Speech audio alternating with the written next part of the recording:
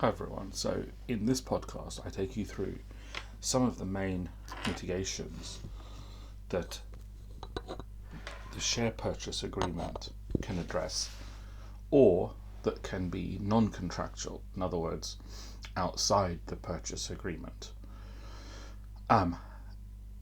It doesn't mean that there is a mitigation cannot also be to enter into a contract, but by contractual and non-contractual mitigations, we refer to whether or not it is that particular mitigation is part of the purchase agreement. So the most important risk in an acquisition is, of course, the risk of the unknown. You are purchasing a company or some assets, and there is no general obligation in English law of honesty or upfrontness about problems. Obviously, the exception for that is if your silence or your statements are fraudulent, but other than that, there is very little that the law protects you with. Hence the idea of caveat emptor, buyer beware. And even within general sales law, like for example the Sale of Goods Act of 1979, which deals with business-to-business relationships, even that doesn't really adequately protect you, because such contracts have certain implied terms in them, but they tend to be quite general. They use concepts such as reasonable, quality and reasonable, state of repair, and so on and so forth. So they are not really suited to anything other than buying a small amount of goods. As the title suggests, it's the Sale of Goods Act. It doesn't relate to shares, and it's not a really wise basis upon which to purchase significant assets like factories or buildings and so on.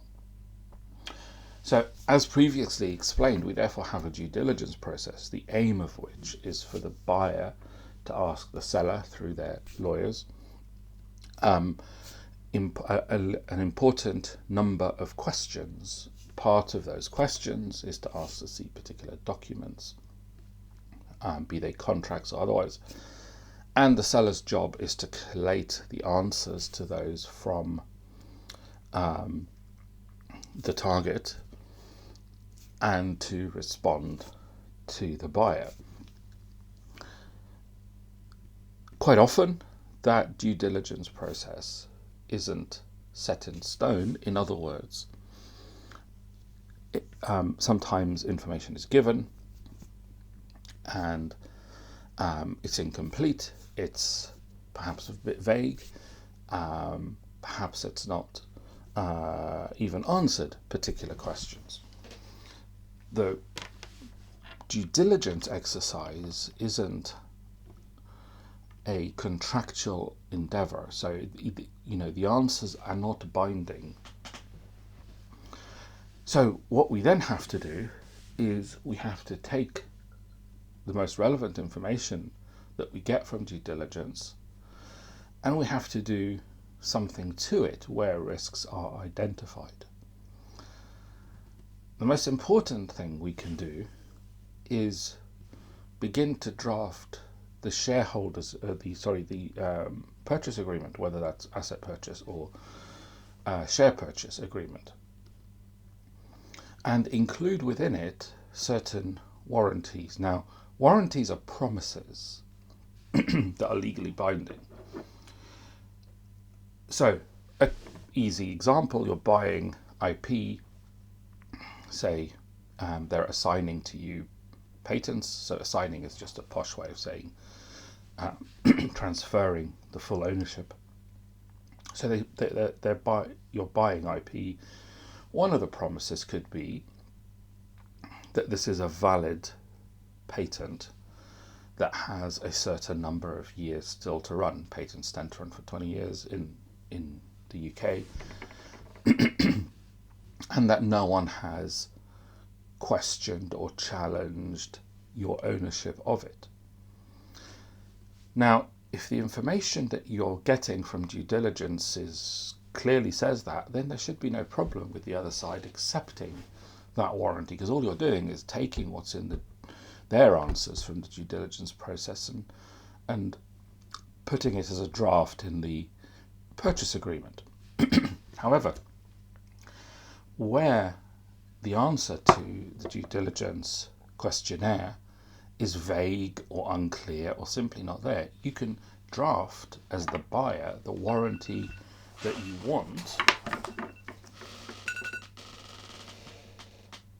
and hope that that elicits further information, because the way that happens is quite often, because the due diligence process is not binding, it's not a contract, you're asking some questions and they're answering back.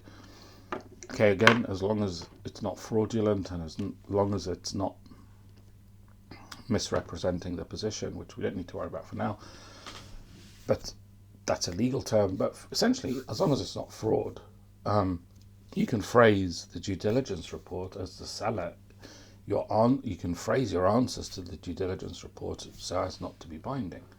So why go through why do that?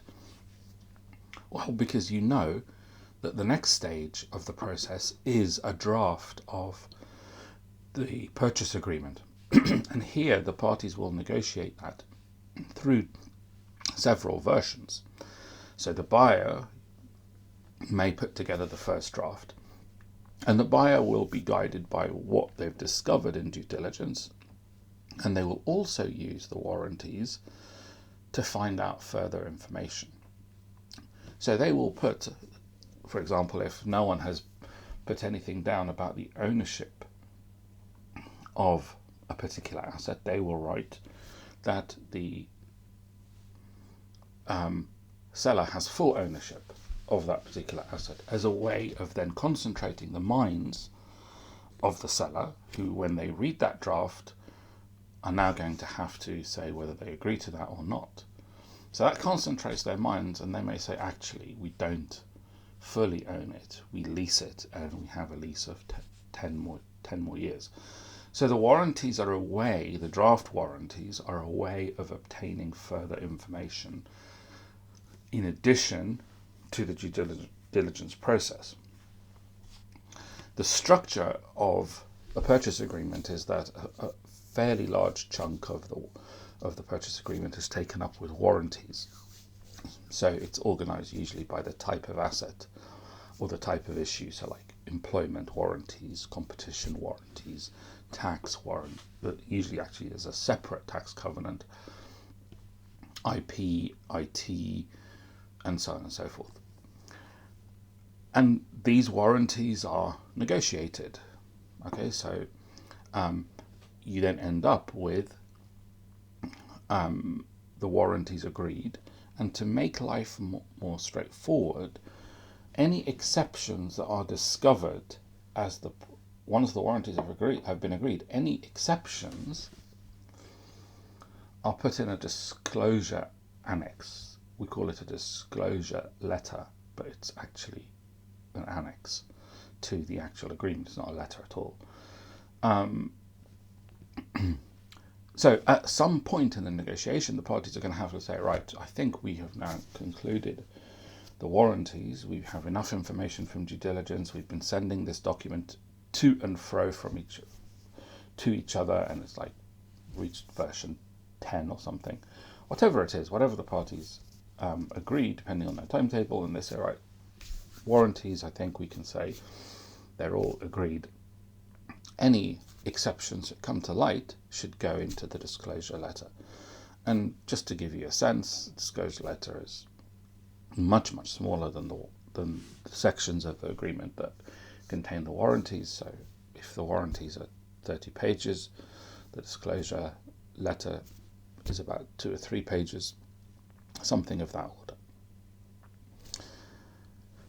So warranties serve as an information gathering tool, and the disclosures are the kind of exceptions that are found out once the warranties have been agreed. But warranties have a technical meaning in English contract law, and they mean that they are terms of an agreement that are not individually so crucial, so that if you breach, it turns out that these promises are false, the remedy is damages, not the ability to unwind the contract. So individually, a breach of that has to show that they have suffered loss. So that should guide what you put as a warranty. Because just because the warranty turns out to be not true doesn't matter if you cannot, as the seller, show that breach of that warranty, the fact that it turned out not to be true, has caused you loss. It becomes an issue of evidence and remoteness whether or not the loss would reasonably flow from the breach. And there's also a duty to mitigate your loss, which is another principle before you get damages. So, for instance, you might really want to know how many people have been sacked for negligence or gross misconduct in the last 5 years, because that tells you something really important about the culture of the place. And more importantly, whether the people there have a propensity to monitor what's going on properly or not. So you may want to know that.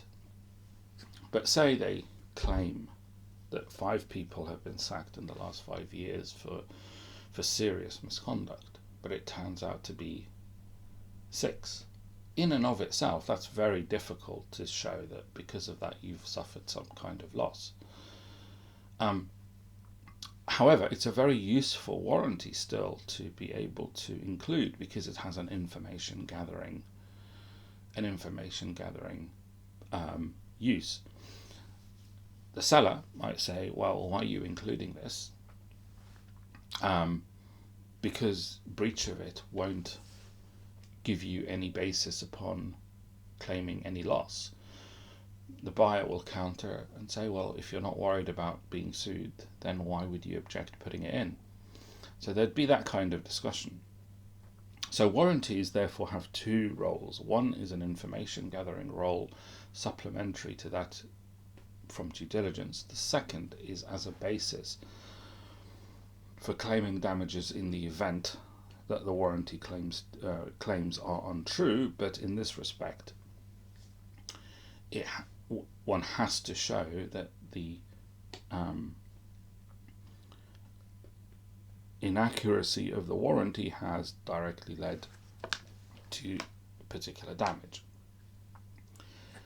I've asked you to look at a note on disclosure. I'd ask you to read that pretty quickly because it's very, very technical and we don't yet need to worry about the detail.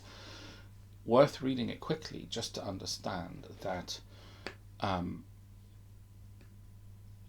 the parties will always insert into the purchase agreement a level of knowledge that the seller expects the buyer to have about the target and about the information given to them. So in other words, they will express a kind of standard of disclosure that the parties have to abide by, and that all the warranties and all the exceptions in the disclosure letter are subject to that general standard. So read the examples just to get a feel for what it is I'm talking about, and I don't intend to dwell on it very long in this podcast. So the 4th type of mitigation is inserting indemnities into the purchase agreement. An indemnity is a promise to pay, a promise of this, usually of the seller, to pay a certain amount of money if a particular liability identified in the negotiation was to happen. So the classic example is that there is a piece of litigation threatened against the target, And an analysis of that litigation says that there's a high chance that, or a more than 50-50 chance that the target will be liable in damages or get some kind of penalty. Usually an indemnity here would say something along the lines of, providing the buyer diligently defends those proceedings,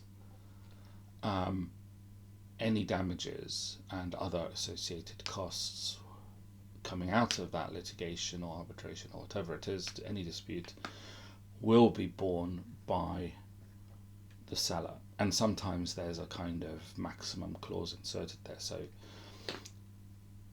just to ensure that the sort of buyer doesn't just tell their lawyers to, get the clock running and the meter going and just charging them an exorbitant amount of money that they don't do anything to control. So you want to incentivize the buyer to kind of be reasonable in their legal costs or any other costs associated with defending the litigation. So an indemnity is a clause that says, you, the seller, usually will compensate me, the buyer, if this particular event happens. So it's not a general clause that just says, if a warranty is wrong, you will compensate me. That is possible, but sellers will, if properly advised, will resist those. So, for example, my previous example of the 5 people who have been sacked for incompetence, if it turns out that there were 10, you could say, if it transpires that the true figure is higher than 5, you will pay me £10,000 per employee that you're inaccurate about or that you haven't mentioned. That is possible, but again, a seller systematically will not agree to that. But they might do. They might do if there is genuine doubt. The buyer might say, look, for instance, usually a good reason why that might happen is because the warranties say only 5 lorries have been damaged in the last 3 years, and then in disclosure they say, oh, there's another 2 that actually have been damaged. So that creates a bit of a pressure on the seller to accept an indemnity that says, look, if it transpires that the other lorries are also, or any other lorry is damaged, you will compensate us for any repairs we reasonably have to do. So nothing stops you from making anything that's a warranty into an indemnity, but the reality is that the seller is going to really push back on that.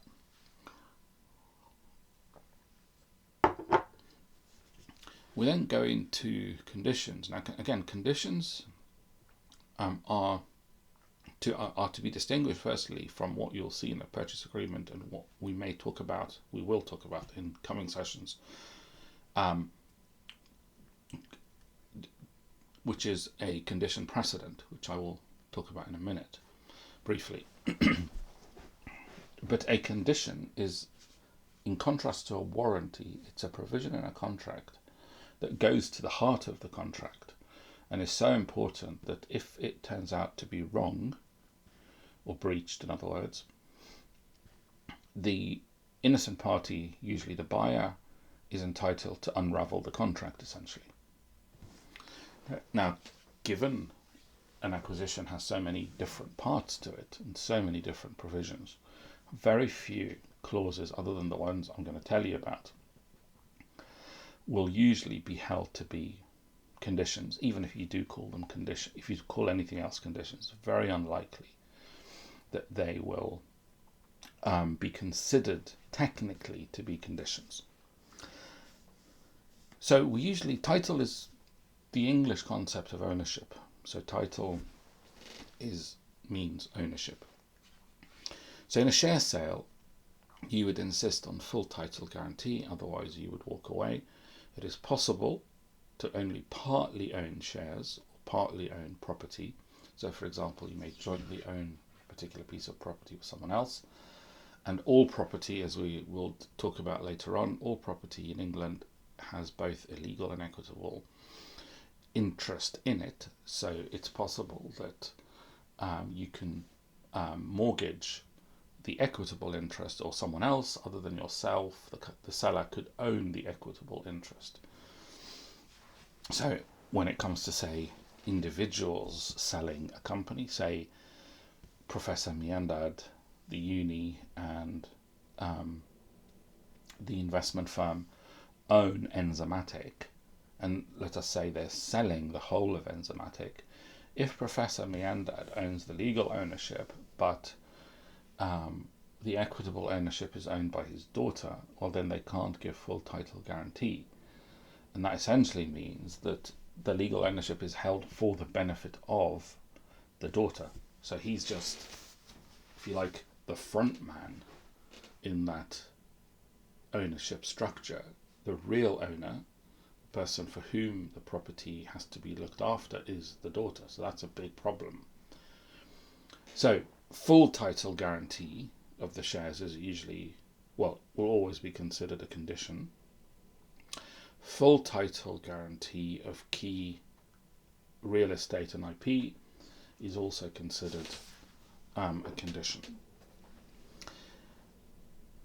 Intermediate and innominate terms are terms that we cannot tell from the beginning of a contract if they are warranties or conditions.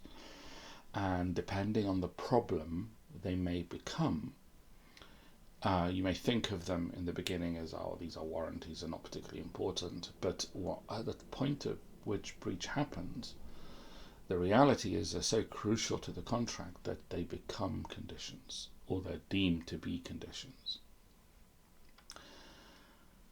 So that's just something to be aware of. To get over this uncertainty, almost always in acquisition agreements, the seller will insist that like the introductory part of the warranty section will say that all warranties here are not individually or collectively conditions of the contract. Now, the technical term is represent. If you say in a contract, not just I agree and represent that means you believe this is a condition. So they will say that none of the terms, none of the warranties individually or collectively, or any group of them, represent conditions of the contract, are not representations. And that's to ensure that if several of them are breached, the buyer can't say, well, look, okay, individually these things aren't conditions, but collectively, because they've breached 10 of these warranties, that entitles us to unwind the contract. Usually, buyers don't unwind contracts very easily. They've spent a whole lot of time and money making this deal happen. They won't invoke that kind of argument very easily, but it can happen. So that's why they put that kind of protection in. Final thing about, and I haven't put it here as a separate heading, but it's a condition precedent. Condition precedent is a term of the contract that says that until certain events happen, certain provisions in the contract will not come into force until those events have happened. Usually it's to do with getting government authorizations, such as merger control, competition merger control, investment, national security authorization, tax authorization, and so on. And each country has its own list of, depending on the deal and the size of the deal and where the parties are, what do they trigger the particular thresholds in all those regimes. If it transpires, for example, that the NH's acquisition of Enzymatic would trigger a merger filing in France under the French merger control system or under the British merger control system, you may want to consider putting in a clause that says we cannot conclude this agreement until we have authorization from the French and British competition authorities. It may be the case that these parties have activities or turnover around the world, in which case sometimes they'll be caught not just by their country of origin, but they'll be caught by the merger control system of the countries where they have turnover. So again, the competition lawyers will examine these systems, usually instruct lawyers in different jurisdictions to confirm whether a filing needs to be done, and then it'll usually be a precondition that where a filing is mandatory, or very likely the closing of the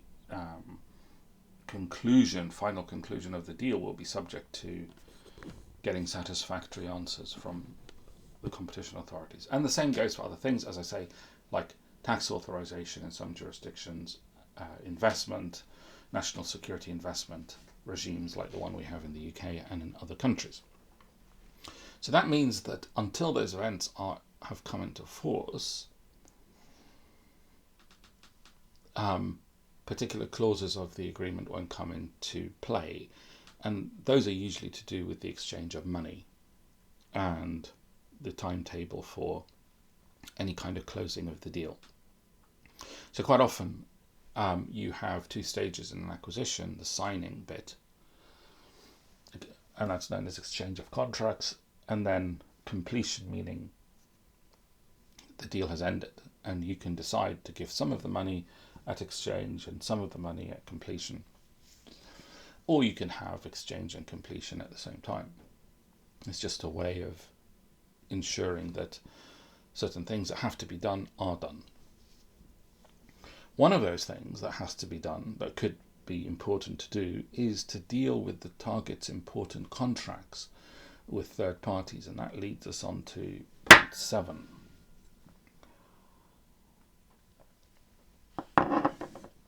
Here we're talking about any agreement, really, that the target has with third parties. And part of the due diligence process is to understand, in each practice area, what those contracts are. And first task is to figure out what type of how broad that search will be. In theory, you could identify, for example, contracts that are worth £200-300 a year. That's unlikely to be practical, will take too long, and is not really going to alter how you perceive what you learn about the target. So you usually have a materiality threshold, and you usually also have you phrase the due diligence questionnaire in such a way as to pick up the most important contracts that the seller thinks are necessary for running the business. So you both have a monetary threshold, so you say all contracts with more than 1 year to run that are worth more than £5,000 a year, either that we receive, the target receives, or the target pays, or £10,000, or whatever it is that you agree with your client. And then you get copies of these contracts, and each team, the employment team, the litigation team, the commercial contracts team, the IP team, have a pro forma questionnaire that they give to their own lawyers when they're reviewing those contracts, and that's how they produce their report. They fill in this questionnaire, and you will see that very shortly in one of our sessions. Here we need to distinguish between the share sales, and asset sales. Contracts often contain both a change of control clause and a non-assignment clause. So a change of control clause will say, in the event that either of our owners sells the business, the other party has the right to terminate the agreement. And the reason, as we discussed last time, is that parties want to know who they're dealing with quite often, especially for very important contracts. Perhaps not for a contract worth £5,000 a year, but certainly for an important distribution agreement or joint venture agreement or anything else that's substantial. So they want to give themselves an option if the ownership of the company they're dealing with changes to walk away.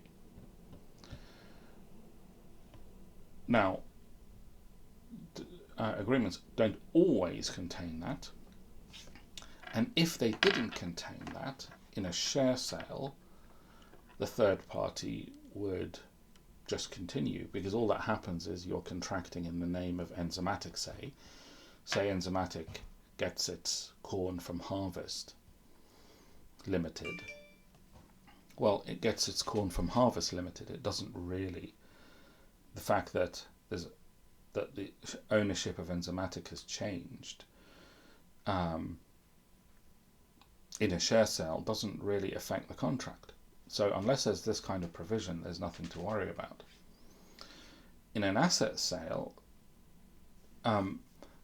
if the contract doesn't say anything, then obviously you are just buying the factory, and that factory needs corn, and Enzymatic has a contract with, let's say, Harvest Limited for the provision of corn. That continues with between Harvest and Enzymatic.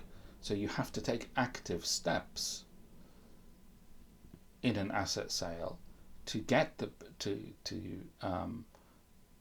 if you need that corn, to contract with Harvest, or obviously you could just ignore that contract and find another supplier, and therefore there's no problem.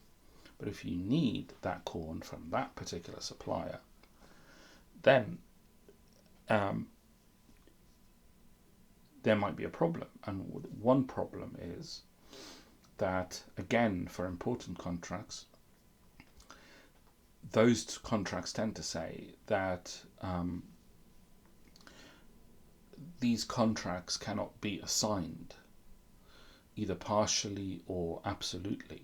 So, for example, it may say this contract may not be assigned, but one party may give consent to the assignment, which they will not unreasonably withhold.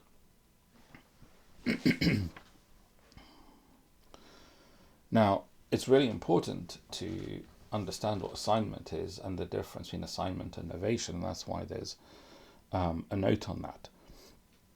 So assignment isn't always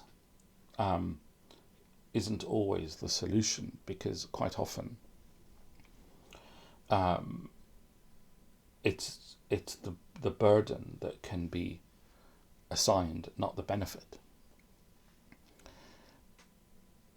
So depending on the facts, it may not be suitable to assign a contract in the context of an asset sale. A solution is novation, which involves the actual parties, the current parties to a contract, in my example, Harvest and Enzymatic, as well as the new party that wants to be part of the contract, in this case, NH. And basically they extinguish the old contract and create a new one between between NH and Harvest.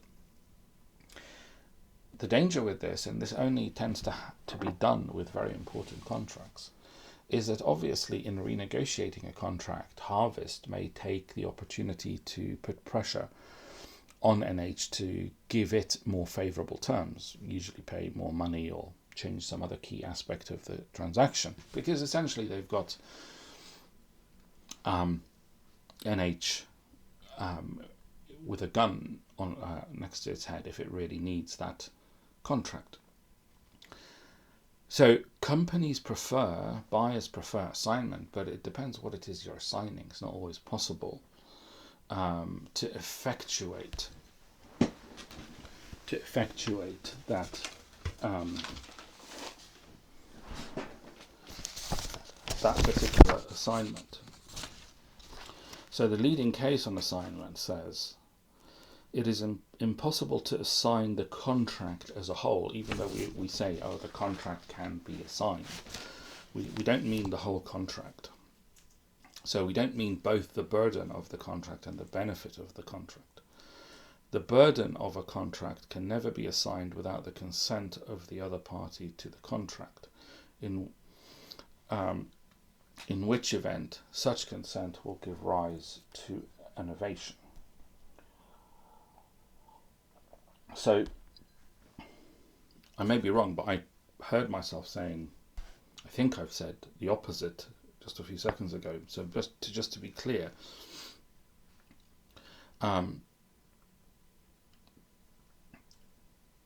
legally, assignment is the term we use to describe the ability to transfer a right from one party, enzymatic in our case, to another, NH. So you cannot assign an obligation. If that's what you're doing, then you have to do that via novation. So the question is, what constitutes an obligation and what constitutes a right? So, in my example, the right to receive the corn is that right that can be transferred.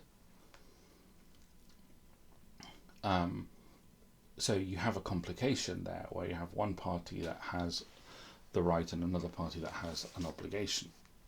So that's worth looking at and thinking about, because when it comes to the default, the common law default, if the contract doesn't say that there's a non-assignment clause, then again the common law says that you can assign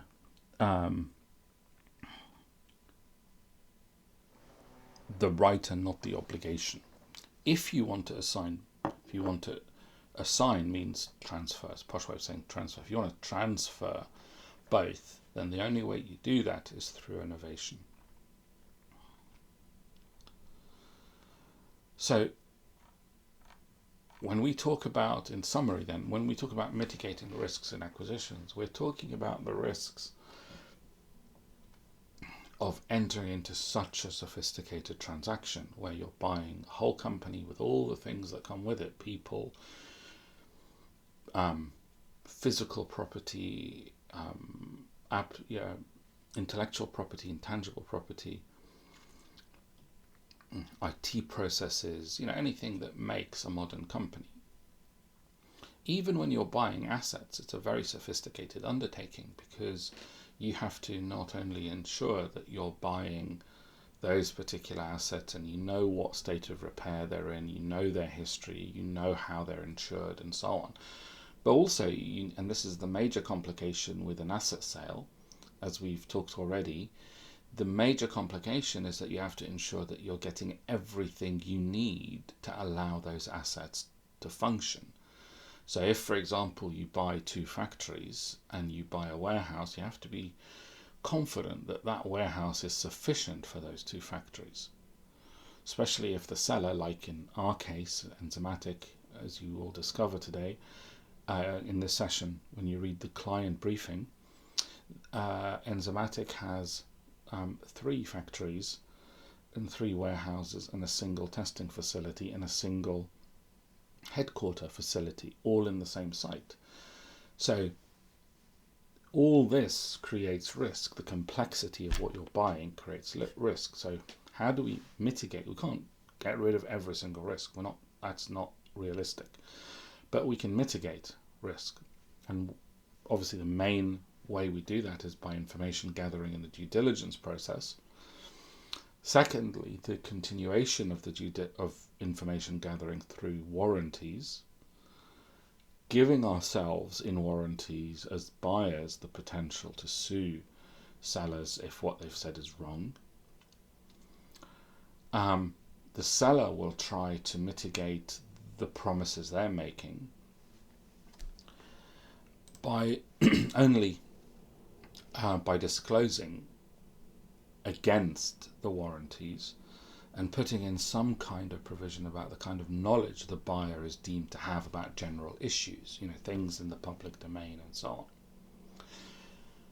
Where a specific financial risk has been identified that could happen in the future, an indemnity might be put in there by which, if that event were to happen, the seller would compensate the buyer, and it's usually subject to the buyer somehow using either reasonable endeavours or something similar to prevent that event from happening, or again mitigate its effect. So for example, there's a piece of arbitration there to defend that arbitration to the extent reasonable.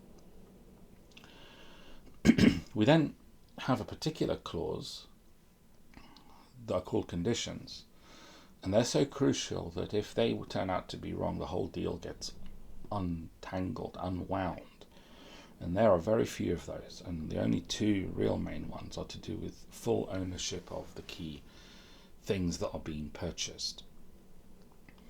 In theory, we have intermediate and innominate terms that are not obvious that they are warranties to begin with, or conditions to begin with, or perhaps look like one rather than the other, but then at the point of breach of them turn out to be the contrary category. So something that's a warranty that turns out usually to be a condition, and that allows you to terminate the contract. Again, parties try to avoid that, especially the seller tries to avoid that by stating in the purchase agreement that breach of individual warranties are not conditions, or breach of some of the warranties collectively will not constitute a condition.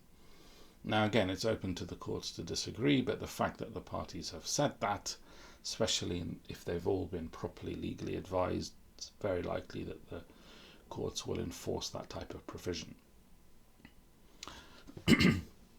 As part of the due diligence process, the other issue we may encounter is contracts with third parties that the target has entered into. And here the first question we have to ask ourselves is, does the buyer want the benefit of those contracts? Do they want to be party to them? Do they want them to carry on, in other words? And how the mechanics of this works in an asset sale and a share sale is kind of what you have to really focus on in the notes on assignment and novation. And it all depends on which type of structure we're using, share sale or asset sale. So that's a quick canter through the risk mitigation. We will basically be applying these risk factors, these risk mitigation steps, to the coming sessions. So in the coming sessions, we will look at particular areas such as intellectual property, such as commercial contracts, such as competition or real estate.